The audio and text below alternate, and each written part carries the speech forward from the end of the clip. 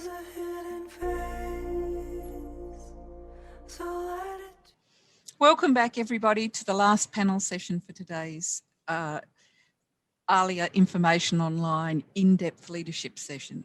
I'm really pleased to welcome Claire Shewsbury and Benjamin Gill to give us this session. When we were developing the program, we thought it was really important to give us the opportunity to look in depth at how we have the toolkit, the critical ability to be able to work through both times of stress, but also be able to work through assisting ourselves to manage expectations and stresses on us to be the leaders that the profession needs. So it was absolutely marvellous that we were able to call on a brilliant group of people. Brilliant, that's you, Claire, who really have a passion about creating an environment where people are strengthened. And I want to really acknowledge Claire's leadership within the university in many different ways to help us through the development of people, but then to help us through the development of people in a time of disaster. So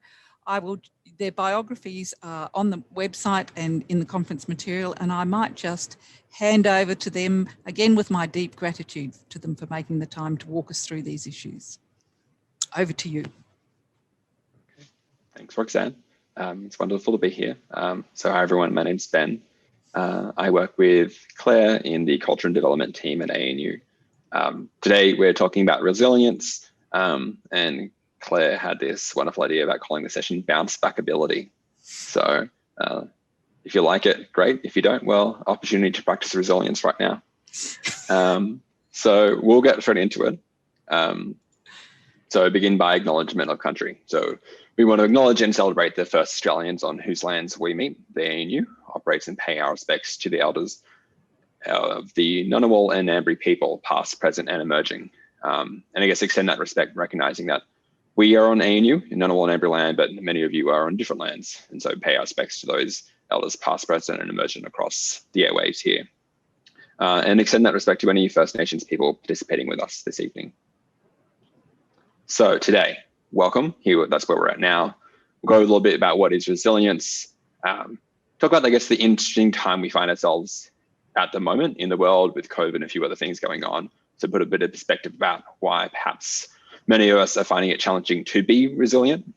We'll have a little conversation about resilience and leadership, and then also talk about some, I guess, quick wins you can have about creating thriving teams with resilience. And so we know there is a lot of information out there, but here are some, we'll talk through some things where you could do pretty much after today, starting tomorrow, in your team to start fostering greater resilience. We'll talk about some further resources and then see how we're going with time. There might be a few questions and we'll go from there. But we're gonna practice what we preach. So we are going to do a little bit of mindful breathing. So this is one of the tips we'll talk about, but I'm gonna guide us through a few minutes of deep breaths. So if you are participating with your camera on, feel free to keep it on or turn it off. And we're just gonna start connecting with our cells. So invite you to either turn the gaze downward or close the eyes and start letting the breath soften, feeling the shoulders relax, allowing yourselves to arrive and be present, letting go of what happened earlier today in the session, what else you've got to do in the future. Just be here right now.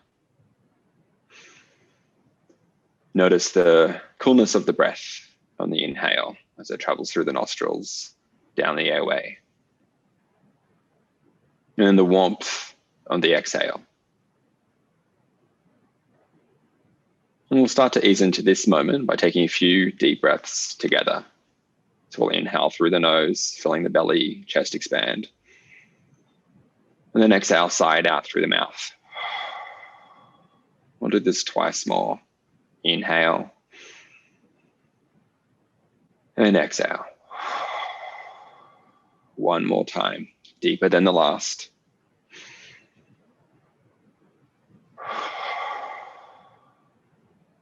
Letting the breath return back to normal. And again, just notice the temperature. Perhaps the connection of the sit bones to the chair, feet connected to the earth.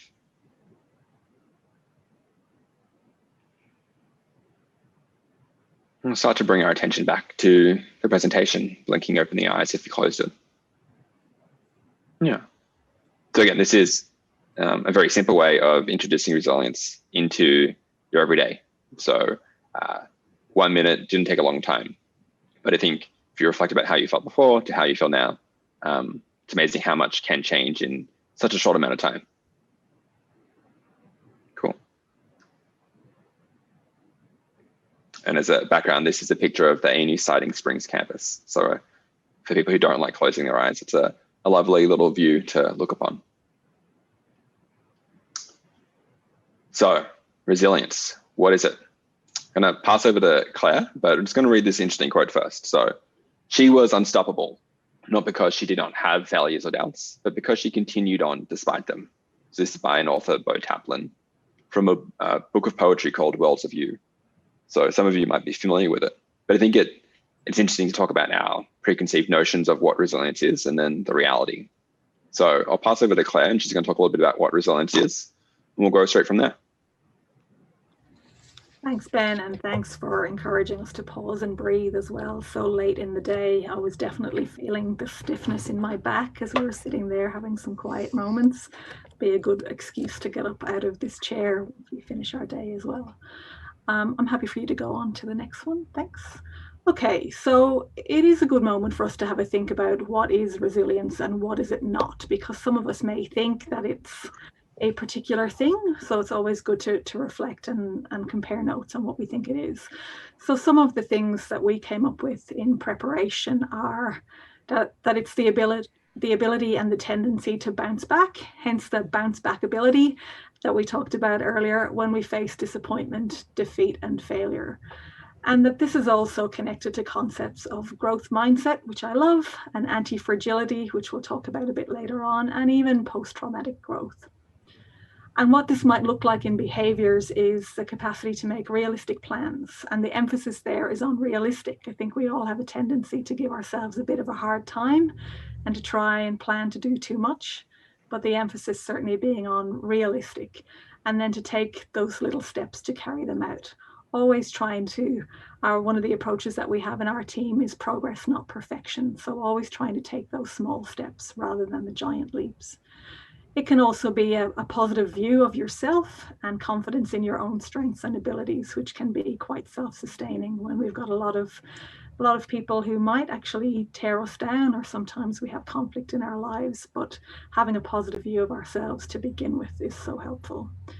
And it can come from and be exhibited in skills in communication and problem solving as well.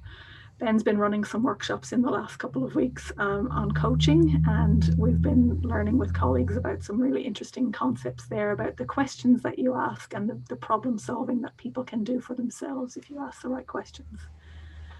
And of course, it's the capacity to manage strong feelings and impulses as well. That's not to deny feelings, but it's some of that awareness that we were talking about just before as well. But even more importantly, what it's not is what we tend to think of as tenacity or grit, and the tendency to just keep going, just keep plugging away and going towards those goals, because that can actually be damaging in the long term, and we may not even realize that that's something that's not helpful to us over the longer term. Can I have the next slide, please, Ben? And why is it important? And I guess we can reflect on this for ourselves as individuals and as leaders. If anyone has children, or if you're involved with students in your day job, some of these things are really helpful to note about why resilience is important. So it can indeed improve learning and academic achievement. Some of the teachers out there might be happy to know that it lowers absences from work or school, because you may not have so much sickness happening, and even, you know, things like risk-taking behaviors. It's been shown that resilience is really helpful for minimizing those risk-taking behaviors.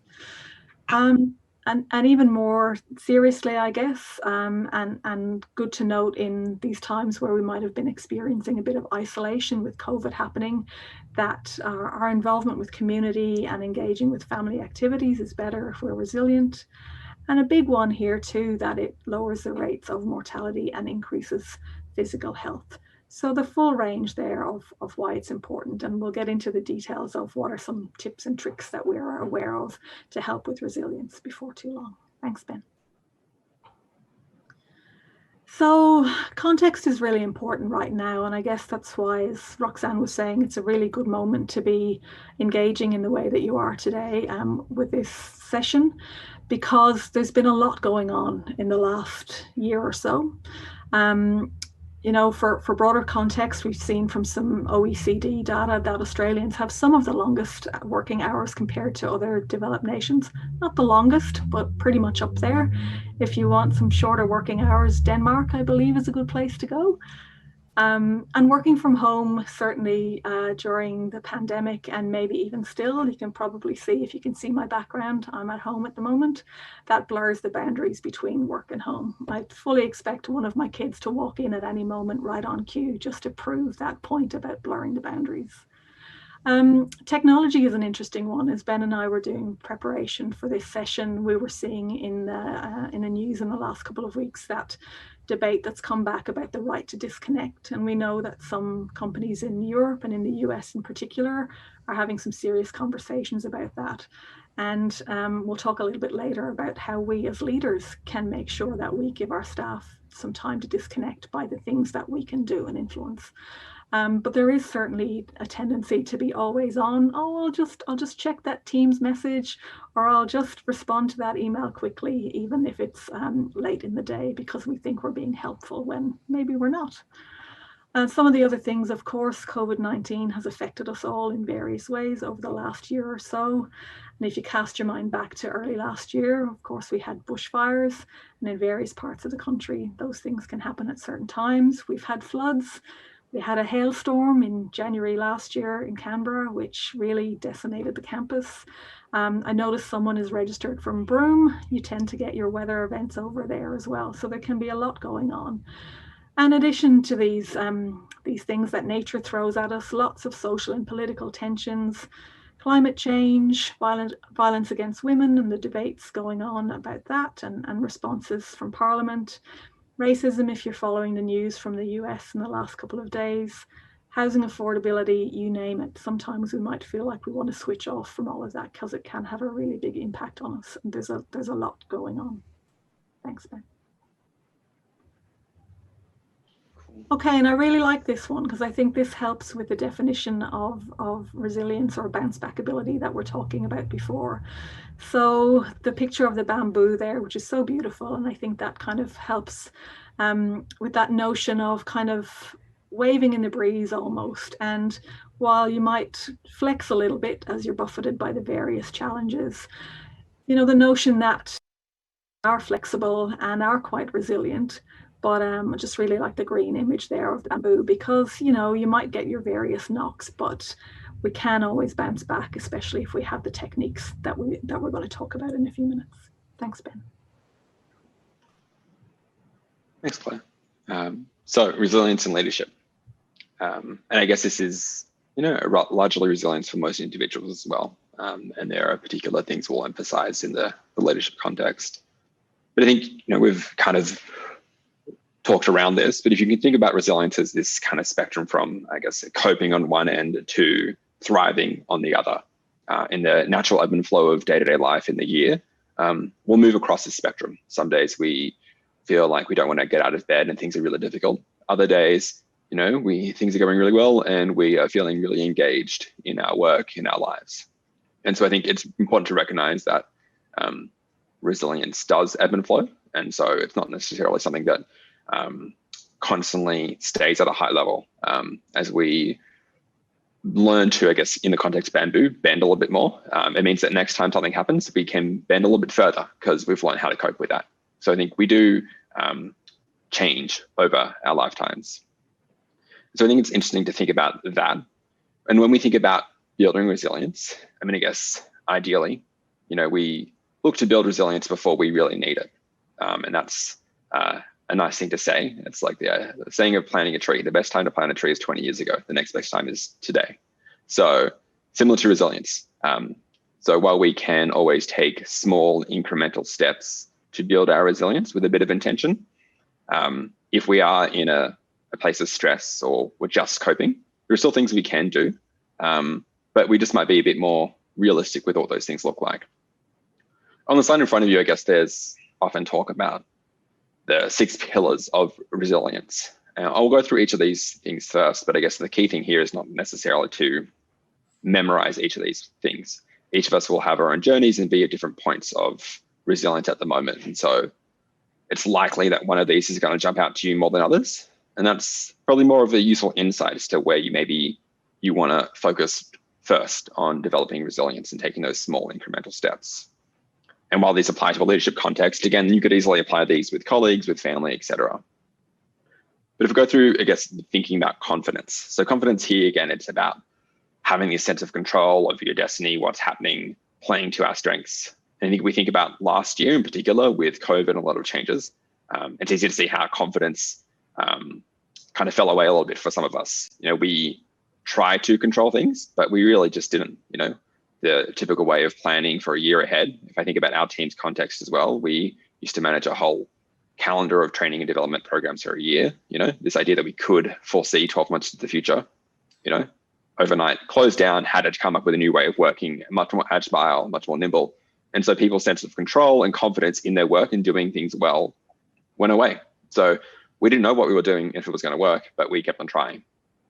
So confidence is really key there. And that really feeds into adaptability. So we find ourselves in a weird point in the world where things are changing. And with things changing, we ourselves need to continue to change, both in how we work, the different tools that we use, but also how we behave. And this is also true in, I guess, how we interact with different people. So we're learning how to adapt to virtual meetings, to virtual conferences, and being open to continuously improve. I suspect if we were doing this last year, this would have been a bit of a nightmare a few weeks into COVID and virtual work. We have all had about a year of practice since then. So funnily enough, we're all better at virtual meetings now. So we all do grow over time, but it's this idea of continuously improving. And I think, as Claire said, something our team really adheres to is this idea of progress, not perfection. So we want to put something out there early, which we think has value for people. We're happy to take feedback. Feedback is a gift. And so we're adapting how we're working. We're trying new things. But adaptability is really key. Positivity, having, I guess, a deep-seated belief that things can change and that you can have some influence to that. Being positive, it's easy to get caught up in negativity. But I guess it's not necessarily endless positivity. It's grounded in reality. You can try your best and think that things will change, but there is a point where you have to go, enough is enough. We're not getting a buy-in from this group, so let's call that quits there or put it on pause. I think there are definitely costs of overuse of being positive. Not necessarily weakness. Everyone likes a positive person in the team. But yeah, that needs to be grounded in some sense of reality, and knowing when to let go is probably a useful skill. Perspective is an interesting one. So we think about big picture. You can kind of interpret it from a few different perspectives. So on one hand, as a professional and a leader, having an understanding of the context you're operating in, what other changes are coming up, what other things are happening.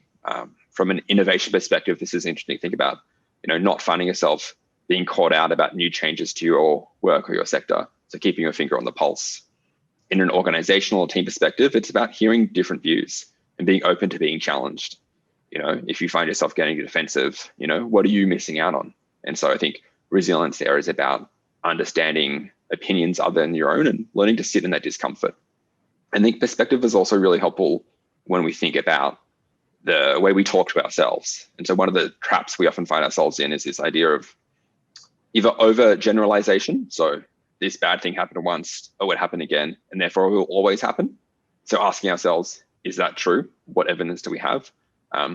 Our thoughts and our feelings aren't necessarily always accurate representations of reality. And so being able to pause and have those conversations with ourselves and even with our colleagues is really helpful. So overgeneralization is one challenge.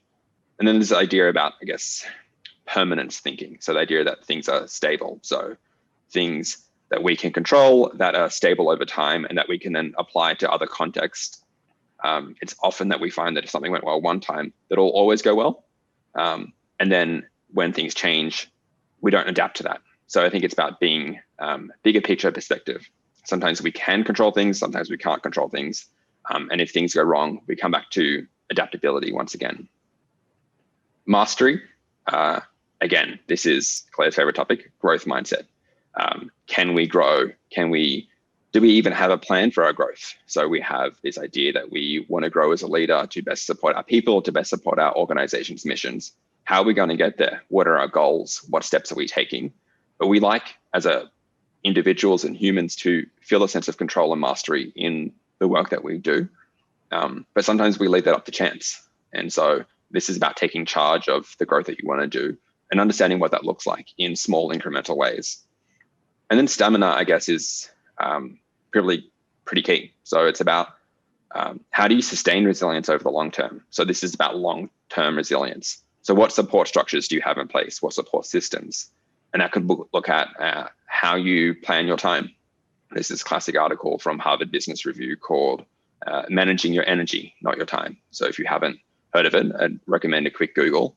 But it's this idea that rather than trying to block your day into time chunks, it's about how do you, maybe you're a morning person. So maybe you do something with greater mental effort in the morning. And then in the afternoon, you put all your meetings there. But it's recognizing that every person is different. And so something that is easy for me in the morning may be difficult for someone else in the morning as well. So trying to have that sense of individuality. But it's about understanding, again, where do you draw support? Where do you find moments of pause in your day? So can you have a break in between virtual meetings? And that's something, I personally struggled with over the last year. Back-to-back meetings, I can be sitting at my computer all day, just going from Zoom to Teams to Zoom. But now I've got 15 minutes in between meetings to get a cup of tea, to stretch, to do different things, going outside, getting some vitamin D. But we can even think about pauses, not on the day-to-day schedule, but in weeks. How do we best utilize our leave? And when we think about leadership in our teams, how do we best encourage our teams to actually use the leave? There's so much research talking about the benefit of people actually using the leave that it's intended for. It helps creativity, it helps innovation, long-term well-being, and resilience. So the systems and support structures that we have in place aren't always utilized. So thinking about that as well. So that was a lot of me talking. So we'll go into some quick things you can think about creating thriving teams. We've kind of broken it down to embedding things as part of your BAU, some clarifying process, and then some longer term things that shifting mindsets, which are a bit more effort. So here are some examples from the work we do specifically in our team. So mindful minutes, you've gone through that today. Taking a moment to pause and allow people to even understand how they feel. So easy, particularly again, in that context of back-to-back meetings, and people just be so focused on work that they don't even realize that, it's 5 o'clock, they've been in meetings for 8 hours, they're hungry, they're thirsty, they're a bit cranky. That might surprise some people who are quite self-aware, but it does happen for a lot of colleagues across many workplaces. So a minute of your time at the beginning to help people center can help have a better meeting, as well as help people check in with themselves and see what they need. Gratitude. Now, gratitude's a great one. We have this practice in our team called Thankful Thursdays. We have a virtual cuppa every Thursday morning, and we say what we're grateful for. So who helped us out in that team, whether it big or small. We've been doing it for a couple of months now. So I think it was an interesting practice about celebrating wins and just recognizing that we all provide a support system. So we think about the previous slide that helps build stamina, that each week we've got a built-in way to check in and share something that we're grateful for. It also helps build confidence in a few other things where people feel recognized for the good work that they do. And some weeks when everyone's feeling great, maybe they skip it and they do something else. But there's definitely weeks where that's been like the highlight of people's weeks, and they need a little bit of positive reinforcement. And so having these things embedded and just happen there as part of the process, no one has to think about it anymore, means that if someone is having a challenging week, there's a bit of a safety net there for them as well. The other ones are interesting ones as well. So the mental health continuum. In our team meetings each week, we provide space at the end to check in. So have a Google of the mental health continuum, but it's this idea about how people are feeling. So it's almost like a traffic light system. But at the end of the meeting, we'll talk about what we're grateful for again, as well as I'm feeling green today. I feel like I've got control of what I'm doing. Sometimes we're definitely seeing a trend where people are going a bit yellow or a bit red.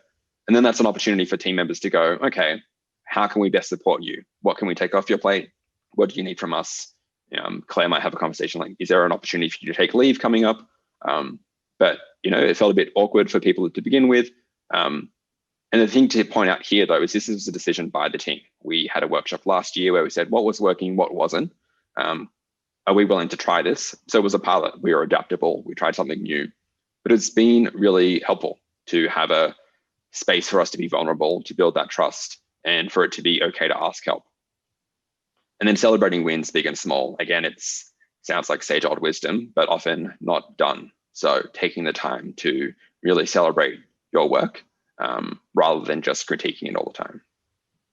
In terms of process, a really interesting thing to think through is particularly in this hybrid working dynamic, if you've got people working remotely and also on campus or in an office, clarifying how you communicate. Claire was talking before about the impact of technology in our lives. It is easy for that to seep into all other aspects of lives, people responding to emails at 12 o'clock at night or Teams messages. You can help people build confidence and feel positive about the work they're doing and feeling that they're doing what they need to be doing by actually writing it down. So there are templates online, and we can definitely send something out after this about going, yeah, we expect people to respond to emails during these periods of time. We expect people to be available to do this on Teams at least once a day.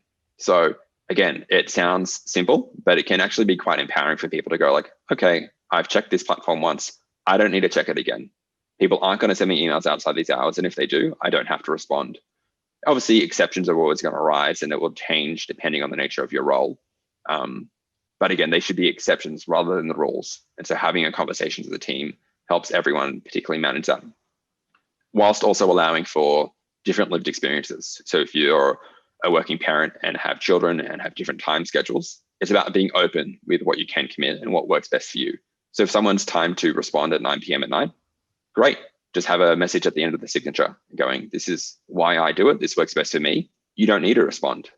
And also letting people know how to actually schedule emails.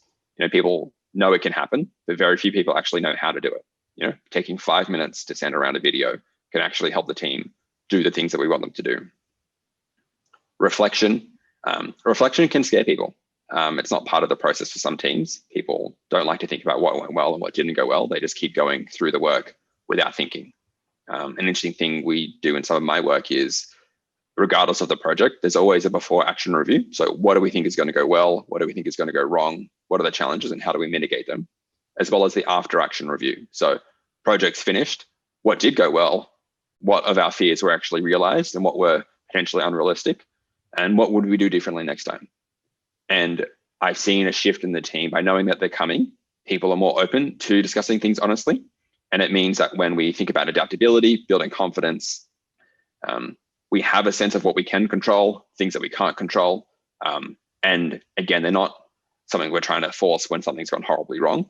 It's just part of the way we work. And so I think that's a really interesting thing to think about. Growth mindset, interesting thing again here, doesn't take a lot of time to actually get people to understand what a growth mindset is. If you are serious about it, would thoroughly recommend the book, Growth Mindset by Carol Dweck.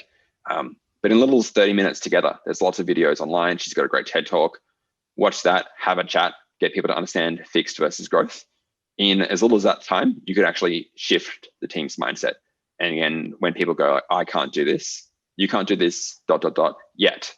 There's different ways to actually encourage the team to shift their thinking. And while it may be slow at first to see how that changes dynamics, over time, if you can get people to think about, we can grow, we can change things, it makes things a bit more positive and a bit more hopeful. And then the last thing, as Claire kind of prefaced before, coaching. Coaching is something we're really focusing here at the ANU about how do we support our managers and leaders to be more of a coach rather than command control. How do we help people ask great questions to help others solve problems? Coaching's not always appropriate. If you're in a crisis, building's burning down, being directive is entirely appropriate. Please do the things that you need to do. But most of the time when people have the skills and the wisdom and experience, it's about actually helping them understand that and build confidence in themselves. And coaching is a great tool. There are a lot of free resources out there to help you get started. So have a look at Google, have a look at the positive psychology website, some interesting resources there. And even though people spend hours and hours becoming masters at coaching, again, a little as probably half an hour to an hour of your time could get you proficient to actually then start engaging in coaching conversations with colleagues, with your team. And then, yeah, we'll kind of finish here. So antifragility is beyond resilience or robustness. The resilient resists shocks and stays the same. The anti-fragile gets better. I really like this quote. So it's from the book Antifragile. And it's this idea that people aren't fragile. They're not going to break. We stress them. They get stronger. So again, the bamboo, it bends in the wind, strong forces. But over time, we get used to that. And then we bend a little bit further next time. So again, it's not being afraid of giving challenging feedback. It's not being afraid of having those conversations when people aren't going well. People do flip between this coping and thriving end of the strategy of the spectrum. And it's about recognizing that we can grow and become stronger through these experiences as well. So yeah, so I think we might call that there. Here are some resources, some books we've used to base our presentation off today. All those books, great options. Some interesting podcasts. Yeah, so questions, comments. I'm not sure really how the rest of this works. Roxanne, any questions for us? Oh, well, Claire, I was just going to give you the opportunity to do a 2-minute summary, and then I'm not sure who's watching the questions, but if there are any to pass on. Otherwise, I think you've given us so much to think about. Absolutely. Thanks, Roxanne. Just thinking back to the slide that Ben went through, some of the things that we try as a team, one of the things that occurred to me, that one exactly, thank you, is these are just our tips, and we encourage you to use them, whether you're managing yourself, managing a big team. Just try them and see how you go. Some of them may or may not work. I was sharing with Ben the other day that I had the experience in my previous team where we used to do Employee of the Month, and people would send me their nominations for their colleagues, and I'd have 6 or 7 pages of nominations that we'd read out every month. And I tried to bring that into the current team. Didn't work. And I was like, oh, okay, we need to try something different. So always be open to new ways of doing things. Talk to the team about what works. We do that a lot. Ben mentioned a workshop that we did last year. We actually went back to the drawing board 3 times over the year because our work was evolving so much, and we really needed just to ground ourselves and to understand how we could contribute and how we could support staff, because things changed so much last year. And it was really valuable because what it meant was we had that clarity just as a foundation, and that really helped people to get through the year as well. So that's probably my summary. And I think if we're able to share these slides later and people want to go back to trying some of these things, the mental health continuum, one person said that they were feeling brown one day. Brown's not even on the continuum, but they were able to express that they were not feeling good. And at the very least, it helped them to get it out there. So next time they weren't feeling quite so brown because we were able to talk about it together. Thanks, Roxanne. Thank you. So I wanted to emphasise 3 of the things I think I've heard from this presentation that really resonate with discussions we've been having in the rest of the program today. The first is the really important issue of giving yourself permission to spend some time to think. Often in our sector, we're really focused on doing the things, answering the inquiries, getting the projects done, making sure that things are on the shelf, doing the processes. And those only really work if you give yourself enough time to do the personal growth, to be able to grow, to bend, to reflect, and to improve your performance, but to improve the way that you're able to get strength from your workplace, strength from your colleagues, strength from the things that you do. In Call a couple of years ago, the Council of Australian University Librarians, we had a great workshop at Wollongong, and the presenters really said, you've got to slow down to speed up. If all you're doing is speeding up, you are actually losing your effectiveness as you go. So taking that pressure off yourself to think, to engage is critical. And I was going to say my favourite, I'm a quilter by hobby, my favourite quilter is Michael, who's Man Quilter, and he is emphasising at the moment that if you rush, you're making mistakes. So I think I'm incredibly grateful to you for this opportunity for us all to be able to reflect because we often are unable to do that in the way we're constructing things and the way we're reconstructing the world. So you have provided a magnificent lens to help us think through, and I'm sure we'll be having more discussions after this. So very grateful to you. Lots for us to unpack. And that is then the end of this session. So thank you so much. Thanks for having us. It's really weird not to be able to see everyone, but we're thankful we could see you, Roxanne. We'll see you around the campus. Okay, thank you. Bye. Bye.